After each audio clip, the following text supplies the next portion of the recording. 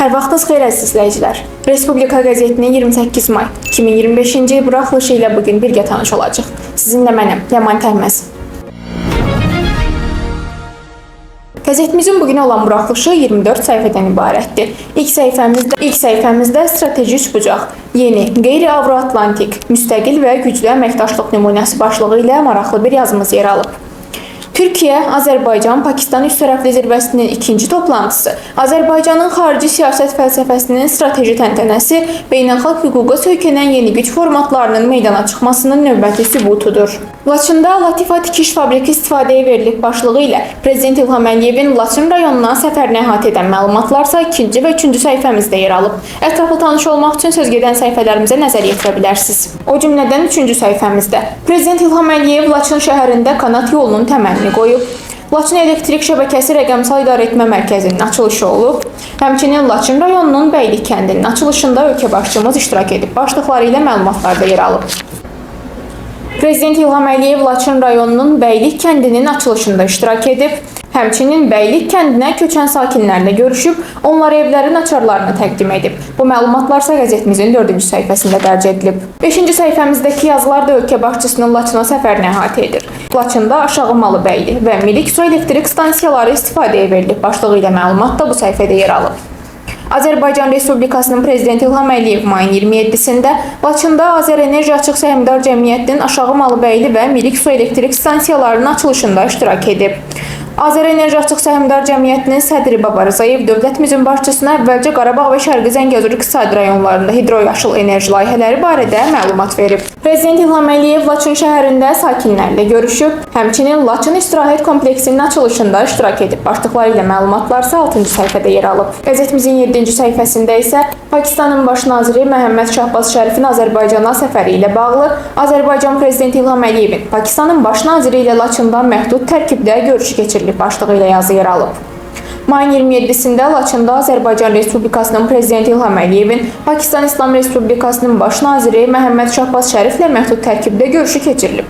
Qarabağa və Şərqi Zəngəzura səfərindən məmnunluğunu bildirən Məhəmməd Şahbaz Şərif bu səfərin Pakistanın Qarabağ Azərbaycandır mövqeyinin növbəti təsdiqinin ifadəsi olduğunu vurğulayıb. Azərbaycan Respublikası Prezidentinin 28 may Müstəqillik Günü münasibəti ilə olan paylaşımı isə 8-ci səhifəmizdə yer alıb. Qəzetimizin 9-cu səhifəsində isə Azərbaycan Respublikasının Prezidenti Zati Aliləri Cənab İlham Əliyevə dövlət və hökumət başçıları tərəfindən göndərilən səmimi təbriklər yer alıb.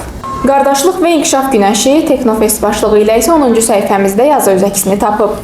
Teknofestin əsas missiyası 2018-ci ildən Türkiyədə gənclər arasında aviasiya, kosmik sənaye və rəqəmsal iqtisadiyyat sahələrini təşviq etmək, bu sahələrdə innovativ sahibkarlığın inkişafına təkan vermək, texnologiya müsabiqələri vasitəsilə gənc mühəndislərin istedad və yaradıcılıq potensialını üzə çıxarmaq və milli texnologiyaları geniş ictimaiyyətə tanıtmaqdır. Əhatəli bir yazımız 11-ci səhifədə yer alıb. Tarixi uğurun qızıl səhifəsi, Cənub qaz dəhlizinin rəsmi açılışı başlıqlı yazıda qeyd edilir. Cənub qaz dəhlizi layihəsinin uğurla reallaşması Azərbaycanın çoxşaxəli və balanslaşdırılmış enerji strategiyasının məntiqi və qanunauyğunluğun nəticəsidir. Bu strategiyanın möhkəm təməli hələ ötən əsrin 90-cı illərinin ortalarında Azərbaycan xalqının ümumilli lideri Heydər Əliyev tərəfindən qoyulmuş və sonrakı illərdə Prezident İlham Əliyev tərəfindən yeni çağırışlara və reallıqlara uyğun olaraq davam etdirilmişdir. 12-ci səhifəmizdəki məqalə isə tarixin yönünü dəyişən zəfər başlığı ilə İstanbulun fəthinə həsr edilib. Bu il möhtəşəm zəfərin 572-ci il dönümü bütün türk dünyası qürur və iftixarla qeyd edir. 1453-cü il 29 may səhəri gənc və iradəli sərkərdə, cəmi 21 yaşlı Fatih Sultan Mehmet öz ordusunun önündə Bizans divarlarını aşaraq İstanbulun qapılarını açdı. Bu, Orta Çağ qapısının bağlanıb yeni dövrün başlandığı tarixi bir an idi. Əcdadlarımızın gücü, inamı və qətiyyəti bu zəfərlə dünya tarixinə möhür vurdu. 13-cü səhifəmizdə günün siyasi nəbzi tutulub. Bu səhifədəki yazılar Laçında ölkə başçılarının görüşünə həsr edilib. Regional çağırışlara birgə cavab vermək qabiliyyətinə malik üçlük formatı başlıqlı məqalədə qeyd olunur. Azərbaycan, Pakistan, Türkiyə arasında ümumi dəyərlərə əsaslanan qarşılıqlı dəstək, İslam həmrəyliyi və türk identikliyinə söykənən qardaşlıq münasibətləri beynəlxalq formatlarda açıq şəkildə ifadə olunur. Hər üç dövlət bir-birinin ərazi bütövlüyünü bir mənalı şəkildə tanıyır və bunu beynəlxalq səviyyədə dəstəkləyir. Qəzetimizin 14-cü səhifəsində isə ötən günün əhəmiyyətli məlumatlar yer alıb ki, onların başlıqlarını diqqətinizə çatdırırıq. Baş nazir Əli Əsədov Misir Senatının sədri ilə görüşüb. Bakıda Qoşulmama Hərəkatı Gənclər Təşkilatının tədqiqat mərkəzinin açılışı olub. Vyetnamda Azərbaycanın müstəqillik günü və iki ölkə arasında strateji tərəfdaşlığın qurulması münasibəti ilə qəbul təşkil olunub. Həmçinin qəzetimizin bu səhifəsində Azərbaycan dünya mediasında rubrikasında ölkəmizlə bağlı son 24 saatda dünya mediasında yer alan xəbərlər də yer alıb. 15-ci səhifədə 28 may müstəqillik günü ilə bağlı milli tariximizin qüruru və şərəfi başlıqlı əhatəli bir yazı yer alıb. Mayın 28-də Milli Şura Azərbaycanın istiqlaliyyəti haqqında bəyannamə qəbul etdi. Bəyannamədə deyilirdi ki, Azərbaycan Demokratik Respublika formasında müstəqil və suveren dövlətdir. Ali hakimiyyət bütün xalqa məxsusdur. Beynəlxalq birliyin bütün üzvləri ilə dostluq əlaqələri qurur və öz ərazisində yaşayan bütün xalqların bərabər inkişafına şərait yaradır. 28 may müstəqillik günü ilə bağlı yazılarla davam edirik. 16-cı səhifəmizdə istiqlal ruhunun və suveren dövlət qurmaq iradəsinin təcəssümü başlıqlı yazı da müstəqillik gününə həsr edilib. Azərbaycan xalqı tarix boyu öz suverenliyinə, milli kimliyinə və azad yaşama hüququna sahib çıxmağı bacaran dövlətçilik ənənələrinə sadiq olub. Bu baxımdan 28 may Azərbaycan Xalq Cümhuriyyətinin yaradıldığı gün təkcə tarixi hadisə deyil, eyni zamanda milli ideologiyanın, istiqlal ruhunun və müstəqil dövlət qurmaq iradəsinin də təcəssümüdür.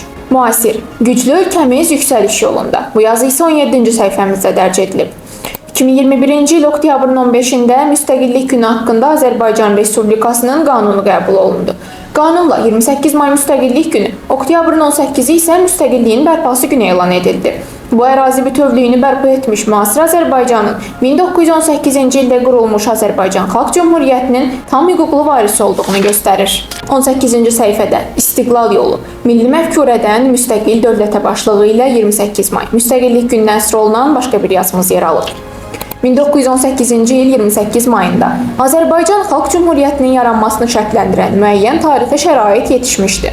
Mirzə Cəlilin məşhur ifadəsini bir balaca dəyişib desək, Azərbaycan Demokratik Respublikasını zəmanə özü yaratmışdı. 19-cu səhifədə isə mətbuat konfransı keçirilib başlıqlı yazıda qeyd olunur. İslamofobiya, qərəzin ifşa olunması və stigmaların dağıdılması adlı beynəlxalq konfransın yekununa həsr olunan mətbuat konfransı keçirilib. Bakı Beynəlxalq Multikulturalizm Mərkəzinin icraçı direktoru Rəvan Həsənov bu konfransların ardıcıl şəkildə Azərbaycanda keçirilməsinin xarici təşkilatçılar tərəfindən yüksək qiymətləndirildiyinə diqqət çəkib. Onun sözlərinə görə fərqli ölkələrdən gələn nümayəndə heyətləri, ekspertlər, ictimai humanitar təşkilatların nümayəndələri konfransın əhatə dairəsini genişləndiriblər. Böyük qayıdışın akkordları, Laçın və Kəngərlidə yeni həyat. Bu yazı isə 20-ci səhifəmizdə dərc edilib. Mayın 23-də Kəngərli kəndinə köç karvanı çatıb. Həmin mərhələdə köçürülən 232 nəfərdən ibarət 49 ailəyə yeni tikilmiş fərdi yaşayış evlərinin açarları təqdim olunub. 21-ci səhifəmizdə isə hadisələr kontekstində rubrikasında sülh ritonelləri və çeynənmiş ritorika başlığı ilə məqalə dərc edilib. Paşinyan hökumətinin sülh ritonelləri daha çox Qərbin xoşuna gəlmək üçün qurulmuş şoudur. Brüsseldə, Parisdə və Vaşinqtonda sülh çağırışları ilə çıxış edən Ermənistan rəhbərliyi əslində Qərbin siyasətinə adaptasiya olmaqla öz təhlükəsizliyini təmin etməyə çalışır. Bu isə Ermənistanı Cənubi Qafqazda sülhün yox, gərginliyin mənbəyinə çevirir. Qəzetimizin 22-ci səhifəsi sosial orientirlə bağlı yazılara həsr edilib. Söz üstadı Nəsimi, sən bu nişanla bilməni, bil ki, nişanə sığmazam başlıqlı məqalə də bu səhifədə yer alıb. Dahi söz ustadlarından biri olan İmadəddin Nəsimi həm şair, həm mütəfəkkir, həm də əqidəsinə görə canından keçən fədai idi. 1369-cu ildə Şamaxıda dünyaya gələn şair, ilk təhsilini də burada almış. Dövrünün elmlərini dərindən mənimsəmişdi. Riyaziyyat, məntiq, astronomiya və dinlərin tarixi kimi sahələri olan marağı onu yalnız şair yox, həm də fəlsəfi dünya görüşünə malik bir ziyalıya çevirmişdi. Şairin əsərləri illər keçsə də hələ də dillər əzbəridir. Kövn-i məkandır ayətim, zat-i dürür bidayətim. Sən bu nişanla bilməni, bil ki, nişanə sığmazam. Dünya Bugün xəbərlər rubrikasında son 24 saatın məlumatları isə 23-cü səhifədə yer alıb. Donald Trump Rusiyaya qarşı yeni sanksiyalar tətbiq edə bilər. Hakan Fidan Rusiya prezidenti ilə danışıqların bəzi detallarını açıqlayıb. NATO rəhbəri iyun sammitinin alt-üst olacağından narahatdır. Pezeşkiyan, məqsədimiz qonşu ölkələrlə yaxşı münasibətlər qurmaqdır kimi məlumatlar da bu rubrikada yer alıb. Beləliklə qəzetimizin 24-cü, yəni son səhifəsi hava haqqında məlumat və idman daim zirvələrdə rubrikaları ilə yekunlaşır. Bizim sizə bugünlük çatdıracaqlarımız bu qədər idi. Daha çox məlumat almaq üçünsə qəzetimizi izləməyi unutmayın.